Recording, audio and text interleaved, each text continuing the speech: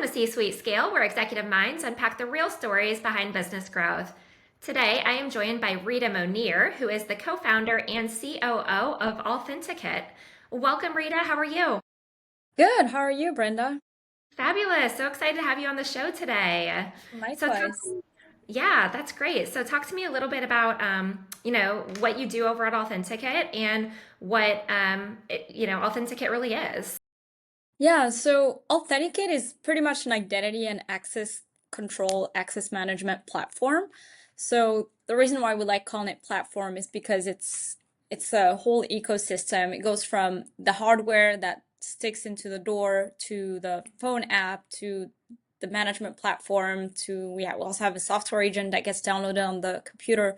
So we really created a full suite of products that allows you to get into your office job or computer without having to deal with any physical key fobs, badges, passwords, hardware tokens. So you don't have to deal with any of that. You just show up to your office with your phone that I'm pretty sure you already have in your pocket, and it just unlocks the doors for you as you walk into the office, the elevator, your own meeting room, whatever that is. And when you go to your computer, there's no passwords needed. Your phone is authenticating you to that device, and you just hit enter. Depending on how you want to configure that, sometimes it can require Face ID or any biometric verification if you have that in place. And same thing when you go to log into websites, there are no passwords needed. So it is a full passwordless, keyless authentication platform. That's great. And so I feel like, is this the same thing that like the Marriott hotels may use or higher end hotels to get into your room? Similar, so that would be so kind of. So what Marriott and other hotel chains are trying to do is just giving you a keyless experience. Not sure how the success rate is because for me, every time I go to a Marriott, I want to try it, but my app never works. But I truly want to try it, but it doesn't work. I'm sure there's some hardware limitations there because they probably use an off-the-shelf reader that they try to make it work with Bluetooth, and it doesn't always work like that because we've tried and we know how hard it is.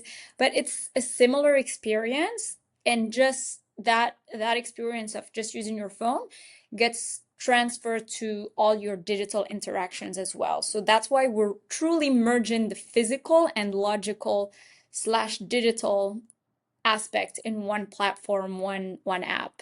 So yeah, it's very similar. In fact, we actually have some hotel customers. So you're not too far from that's half of what we do. Yes. Okay, no, that's great. That was just what I was thinking in my mind. But to your point, I think it's worked maybe one out of the 10 times that I've tried. So, Hey, one is a win. yeah, exactly. It was I'm, really I'm, exciting. I'm at zero.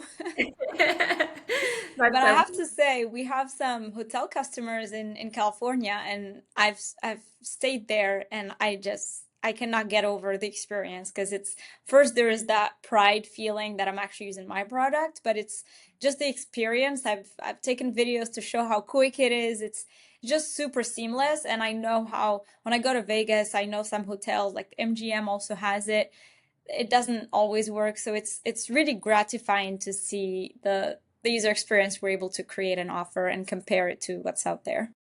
absolutely. How did the vision come about? So about 5 years ago, 5 years ago, I was in college in University of California, Santa Barbara, and I was finishing my undergrad and got to meet my today co-founder, Chad, who was finishing his PhD, and his research was on single device authentication, which is what Authenticate is today. So just chatted about it. He had spent at that time, I think today he's at about 15 years of research on Authenticate. But he was always an academic, and when we met, there was the idea of like, hey, like this could be commercialized. How can we do it? And we took an entrepreneurship class together. We entered a startup competition that's a year-long competition, and we ended up getting first place, People's Choice Award, tons of market validation. So when we both graduated, we just decided to start the company, and that's how it started. Yeah, that's great. It just seemed like everything just kind of fell into place perfectly for you. Exactly, yeah. And a lot of great academic research just stays in university shelves. So we're very grateful that we're able to take it out to the real world and now actually bring it back to university so they can use it. So we're happy to be part of that. Oh, like an alumni, experience almost to stay in touch with your university while they also can kind of just give back to you.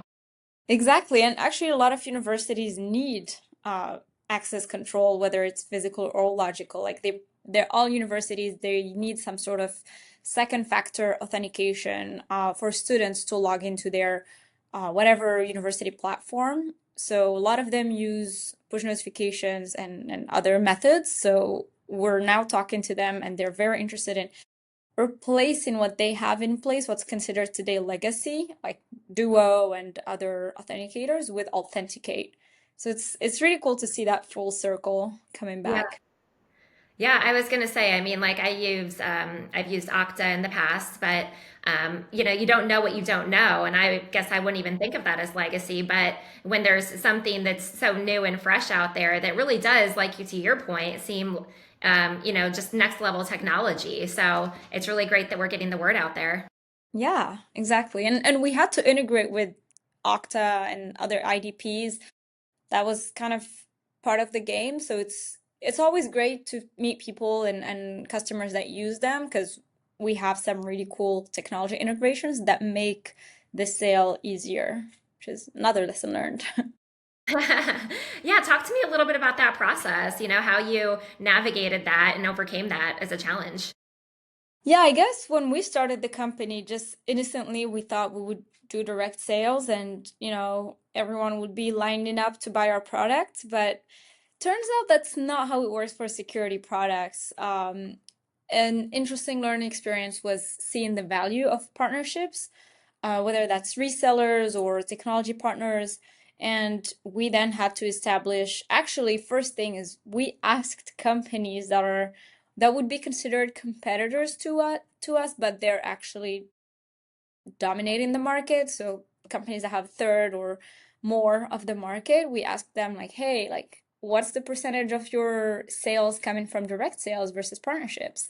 And obviously, they wouldn't give you the answer just like that. But we were able to establish some really good partnerships to get those answers and have access to their playbook a little bit more. And we learned that the majority of their sales is coming from partner channels. So we're like, okay, what are your top partners? And had to go from there to establish some partnership programs for ourselves. So we've had to do that. And I think that was great because being a small company, selling a security product is very tough because building trust is very important. And when you're a small startup, why would anyone trust you? So there are sets of reasons that we started, bringing to our prospects that hey, like this is backed by over a decade of research. This is coming out of a DoD lab. This is highly secure for all these reasons, but also this is with who we partner. And for some reason, that last point has been bringing us more value because people trust the partnerships because if this big name partner is agreeing to have their name affiliated with you, then there must be a reason then why I should trust you. So that just started becoming bigger and bigger, and we see the value of partnerships, and then we had to start establishing some. And I love that part because there is something about the human interaction that comes out of it, and I think it's just beautiful because the product speaks for itself. But once you see them excited, then yeah, there's that whole partnership that gets established, and I just love that. Huh? Yeah, well, it's definitely something that you should be proud of because I'm sure it took a lot of grit and tenacity to get to where you are today.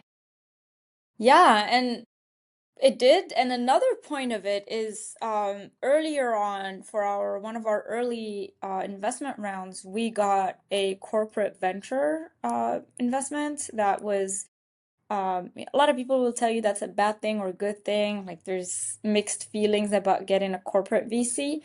But for us, it was a strategic one, and it helped us a lot because it was kind of like having a big brother walking you into the room. And again, partnering with them, having technical partnerships with them has helped us a lot. So yeah, definitely learned from that. So awesome. And so, what would you say that your ideal client profile is on who you sell to? Good question. So I will kind of respond in two ways. There's two sorts of ideal partner or client, I would say. There is the client that we really want to help, and those are smaller companies, mostly because if you just look at the stats, there is a huge number of companies that I think the stats is like 60+% of small companies they get out of business within a few months of a cyber breach, which means they can't afford to be attacked. But if you look at those same companies, they cannot invest in any cybersecurity product because they can't afford them, or they think they can't afford them. But the reason is they can't afford not affording them, because once they get breached, they're just done and they close shop. So those are the ones that I would like to help, and as a company, we wanted to target them. There's this government coined term that is called the security poverty line, which really shows you there's a clear line where there's all the SMBs in the bottom, and then there's the enterprises, like enterprise in the top, then there is a line. Enterprise are able to buy security products because they're overly expensive, but SMBs cannot because they're too expensive for them, and they just take the risk of not buying any, and then they get breached and then they die. So ideally for me, that's who we would like to sell to. Um, but realistically, they don't have the budget. So then you get enterprise with bigger check sizes that at the end of the day, a bigger check size can be like, that's why I'm saying like the answer of ideal can be split into two, whether that's an ethical reason, then I would say SMBs. If it's like a financial reason, then obviously enterprise. Yeah, absolutely. That makes a lot of sense for sure. Um, so talk to me a little bit about like just how you've gone about, scaling the company with, headcount, having to hire, and then just making sure that you're leveraging all avenues and channels for business growth in addition to your partners. Yeah, so for in terms of team, we're an all in-person company. So we started the company in Santa Barbara in California, and then my co-founder moved to Houston, Texas. That was around 2022. And we decided that we would have two offices, California and Texas. I would stay in California, he would be here, and we will hire two separate teams, and see how that grows. We've always wanted to be fully in person. We started the company during COVID, where everyone was remote. But for us, we saw the value of being in person. We're starting something cool, and if we're not together every day, we're missing out on a big part of it. And as much as everyone loves being remote in the rest of the world, we are actually the opposite. I think everyone here in the office hates working from home, and I'm the first one. We like getting out, being with people, bouncing off ideas, making up, like coming up. I've seen patented conversation, like conversations that started over lunch and then ended up being like patented technology like few emails later. So that is something you cannot create from being remote. So the idea of having two teams kind of shaped and changed to being, because I started visiting, like every time I would come here to Texas, I would see how like the the productivity goes up when everyone's together, and I just started seeing how more obvious it was to like just have one office instead of splitting the two. Another point is we gave our employees the option to choose Santa Barbara or Houston. A lot of people picked Houston, which I initially didn't understand. I was like, well, it's better, views and whatever in Santa Barbara, but people have different, like they just value other things. So that was an interesting learning, and I can see why Houston can be a really good option for people to choose. So eventually, we ended up moving everyone here to Houston, and we have a full in-person office. Everyone comes here every day, and it's just great to see that and see the team growing every day. That's exciting. I do love that, especially during COVID when you're able to navigate this and bring everybody together. It speaks highly of the company culture, especially if they'd prefer to work in the office versus from home. Yeah, exactly. I love that. So talk to me a little bit about how you've had to like add on headcount as you've scaled and grown. Do you have like a sales team, a marketing team, or are you still in the process of kind of building that out? Yeah, we have, I think our biggest team is engineering, for obvious reasons. We're a cybersecurity company. Yeah, engineering team. We now have a DevOps team, which is new, but again, that was something we had to start with the scale. We have a marketing team that's also growing and the sales team. Yeah, we've had to grow and get all these separate teams. One thing that I'm noticing is, or I guess I've learned this, someone told me, a really successful CEO told me one like 5 years ago, and we just started the company. He was like, "Listen, your first 10 employees are so important because they will dictate your first 100 employees."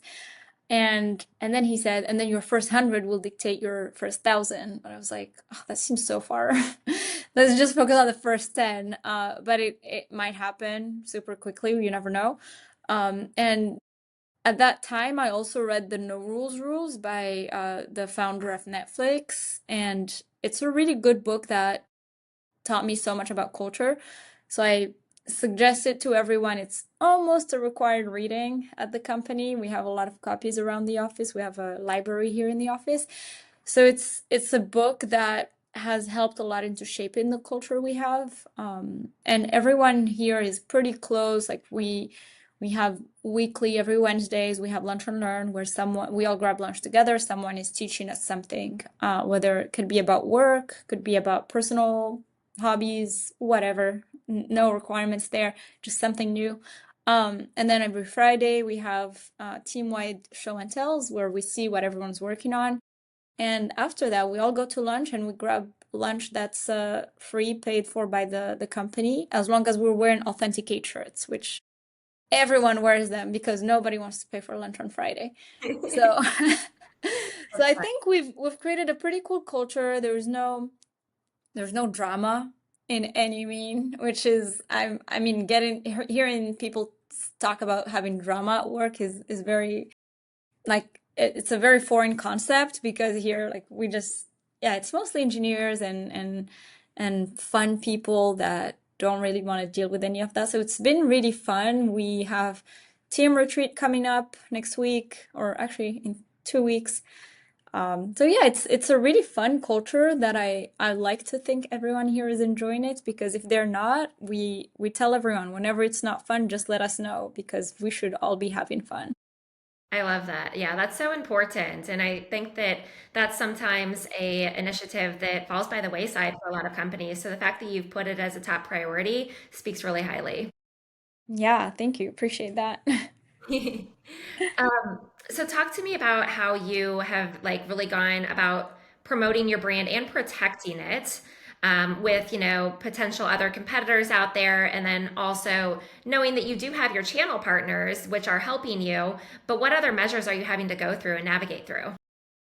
Yeah, I think okay, good question. For brand, what we've been doing a lot is industry conferences and being able to, I think during the conferences is where our brand gets the most visibility, obviously, but also being able to talk to the venue and navigate how we can get the best spots at the conference. Obviously, you pay more, you get a better spot, but that's not always true. I would argue that you can have the one of the best spots of the venue while paying the least amount of money. It's really just about the relationship you're able to establish with the conference itself. So I would say as a startup, we're always on a budget for conferences, for everything. So it's all a matter of optimizing the ROI on a conference and getting the maximum brand awareness. For us, we're able to always strategically pick our booth location, and that gives a perception that the company is much bigger than it is. And from the beginning, people are like, oh my God, you're right behind Google and right before Microsoft. You might be really big. And we're actually, maybe. So being able to navigate that has helped. Obviously, partnerships, uh, just just I would say like partnerships as much as possible, because when you're affiliated with some like notable names, you're automatically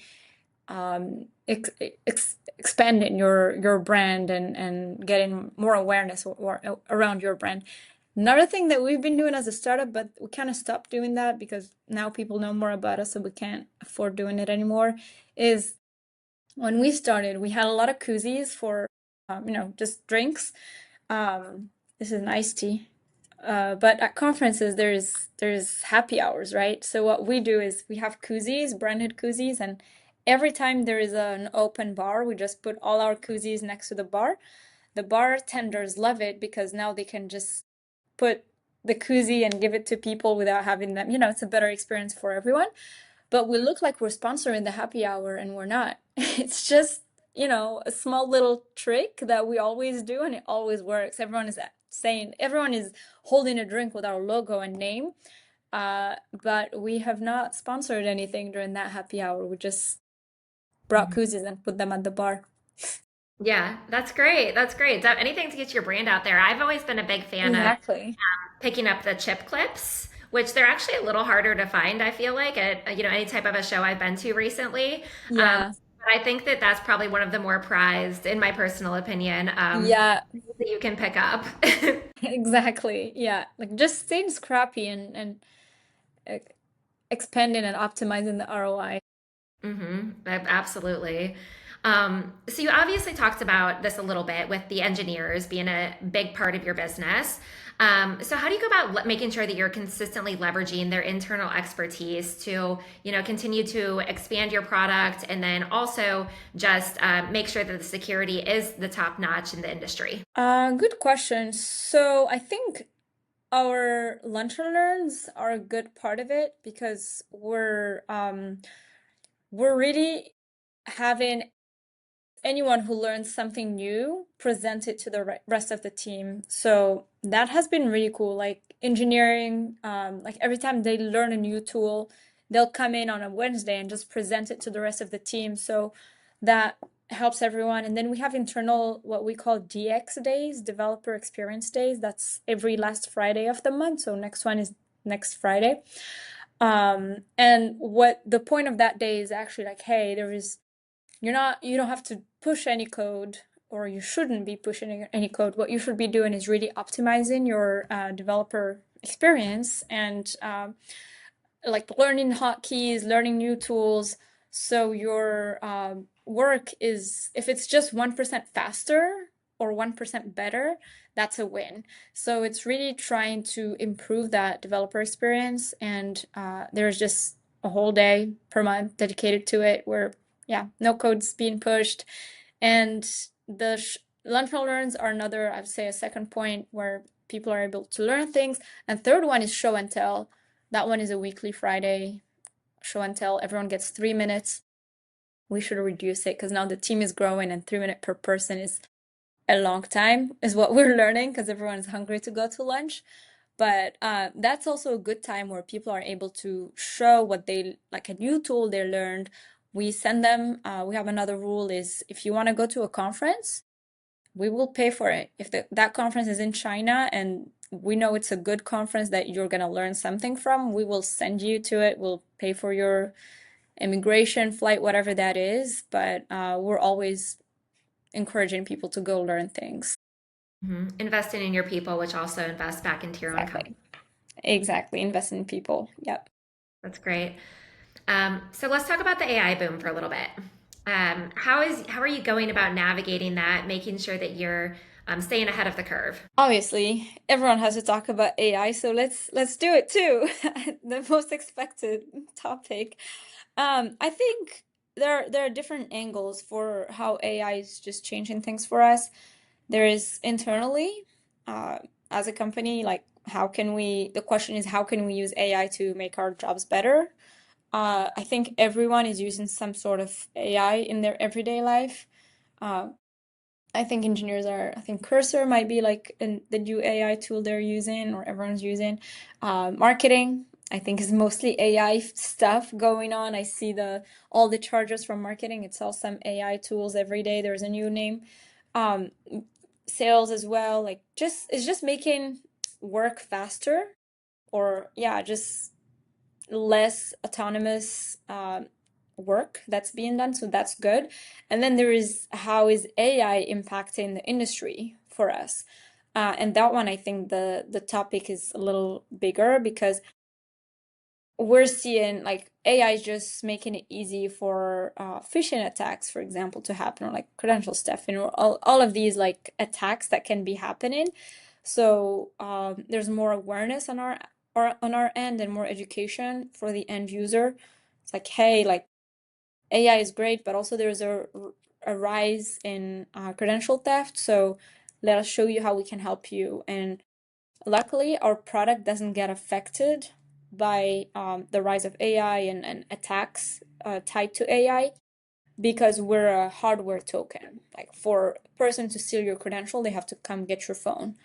Um, ChatGPT is great, AI is great, but they can't come get my phone, right? Like that's where it's really something that we have to explain to the end user that all these security products that we're used to that are on the cloud are now more vulnerable because it's just a matter of the strongest AI or how it's being used. But when you tie your credentials to a physical token, you're actually taking it offline and you're way more secure. So for us, it's actually helping our case and helping the education because we can just show to people how easy it is to get their credentials stolen and that it is actually time to move on from passwords and weak credentials. Mm-hmm. Yeah, absolutely. That definitely sounds like a massive competitive differentiator for you and your team. Um, and then, as far as the education, what percent of people do you say that you speak to on a daily basis that are aware of the fact that AI is kind of increasing the security concerns out there? Well, percentage of people I speak to, if we take inside, like in and outside of work, I think that percentage gets lower and lower with time because, I, like as I was saying, like when I go to an industry-focused conference, sometimes like it's great when I don't have to define what a passwordless token is or password authentication is.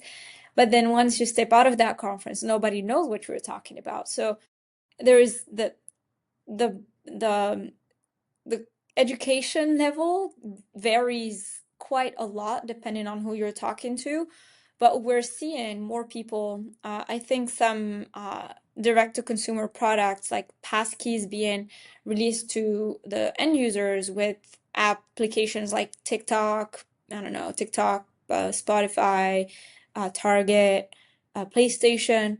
So all these consumer facing products introducing passkeys has been great because now you can see end users understanding what a passkey is.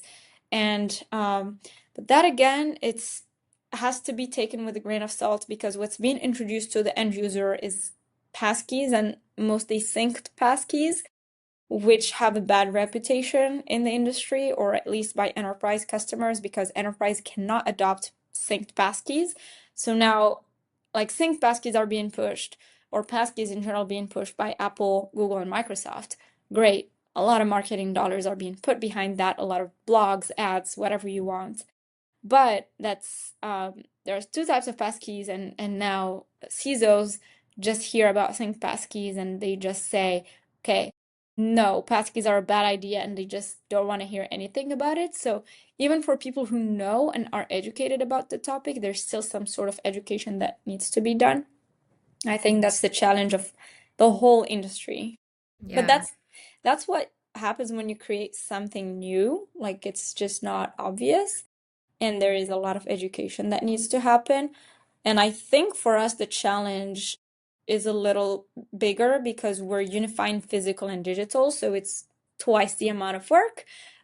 It's kind of like I read a lot about the what Uber and Airbnb when they came to the market. There was nothing to compare them to, right? Ubers were not taxis, Airbnbs were not hotels. So what is it really that like we're kind of having the same problem. And so there's a lot of education that needs to happen. It's like when you're bringing something to the market that there is nothing like it, and you have to explain it and introduce it to the world. That's a great analogy. I really do like that.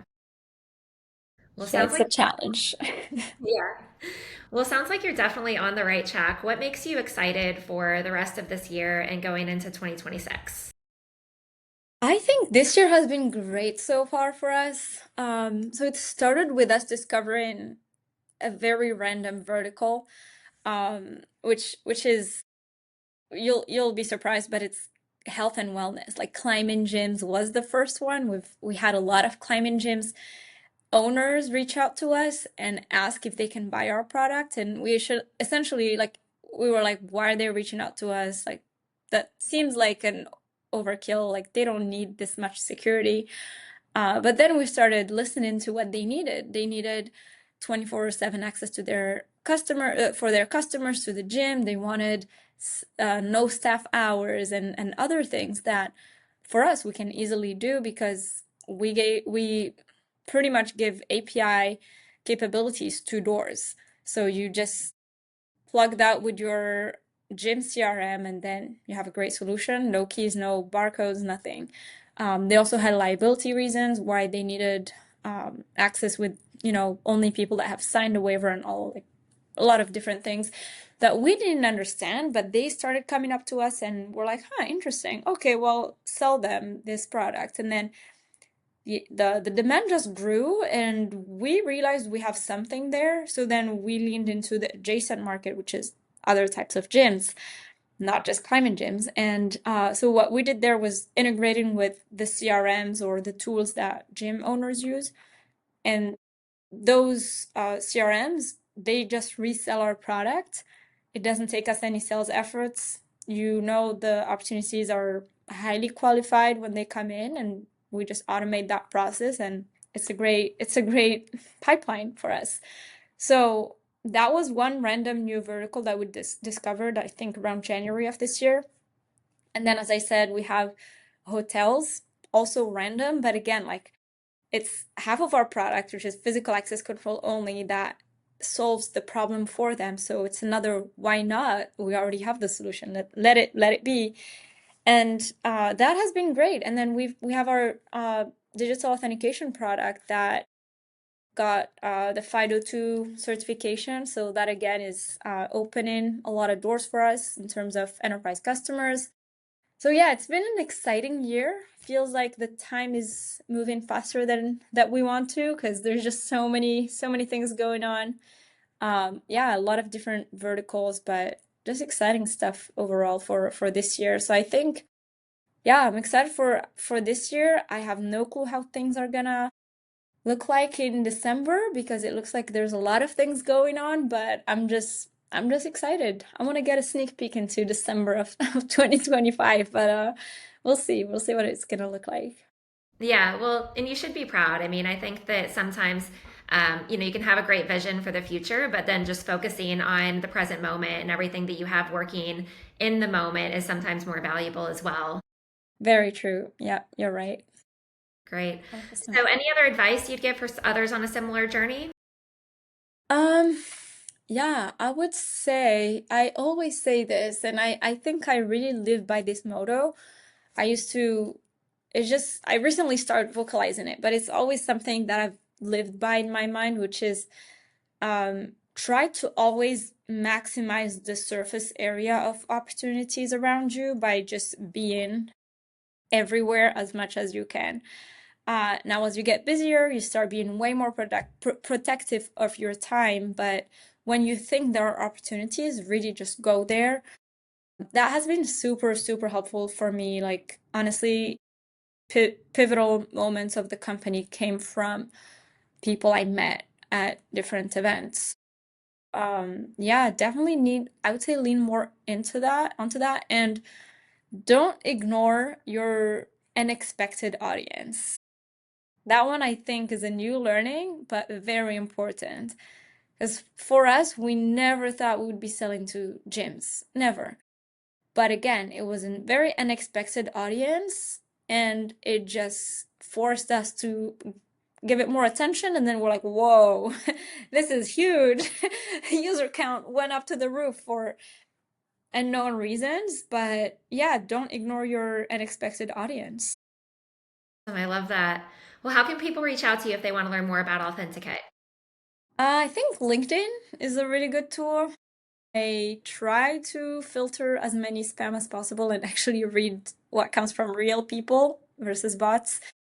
LinkedIn is a great tool. Other than that, my email is just Rita, Rita, at authenticate.com. Our website has a lot of resources, a lot of I think also have my email somewhere there under team or something. But yeah, just LinkedIn. If you can't find me, it's just Rita Munier, my name, and yeah, that's it. Great. Well, thanks so much for being on the show. I look forward to continuing to follow your journey. Likewise, thank you, Brenda. This was fun. Yes, it Thank was. you. It was fun. Thank you. All right. Bye.